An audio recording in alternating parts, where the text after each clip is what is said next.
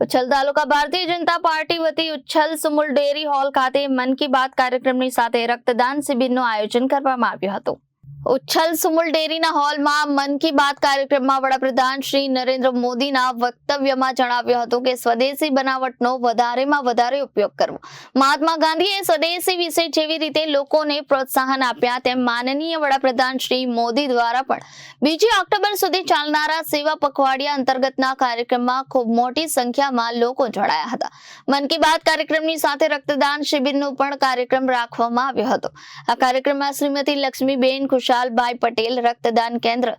जनक स्मारक hospital compound Kanpura व्यारा ने कुल 53 बोटल जुदा जुदा ग्रुप नो लोही एकत्रित करी आपवामां આવ્યો હતો। આ રક્તદાન શિબિરમાં નીઝર 172 વિધાનસભાના ધારાસભ્ય જયરામભાઈ ગામિતે જણાવ્યું હતું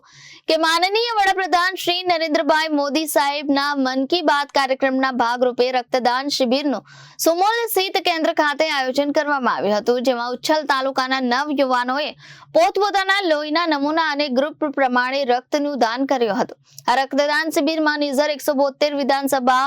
ધારાસભ્ય ડોક્ટર જયરામભાઈ ગામિત તથા જિલ્લા પંચાયત પ્રમુખ શ્રી જલામસિંહભાઈ વસાવા અને સંગઠન પ્રમુખ શ્રી સુરજભાઈ વસાવા, તાપી જિલ્લા ભાજપ મહામંત્રી શ્રી રાકેશભાઈ કાંચવાલા, શ્રી સુહાગભાઈ પાડવી, ઉચ્છલ તાલુકા સંગઠન પ્રમુખ શ્રી અમૃતભાઈ વડવી તથા સંગઠનના સભ્યોએ પણ રક્તદાન કર્યું હતું। जिला पंचायतना प्रमुख श्री जलामसिंहभाई वसावा,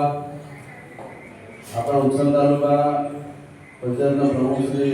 मंजुलाबेन, महामंत्री सुहागभाई, बीजा महामंत्री अपना राकेशभाई,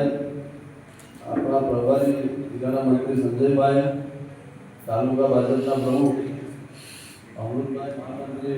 शिगाभाई, बीजा महामंत्री याकूबभाई, गामना प्रथम नागरिक सरपंच श्री सारिकाबेन, मन की बातना इंचार्ज स्वप्निलभाई, प्रदेश आदिवासी मोर्चाना तालुका सचिव अल्पेशभाई, जिल्लाना मंत्री रोहितभाई અને ઉપસ્થિત તમામ તાલુકા પંચાયતના સભ્યશ્રીઓ આપણા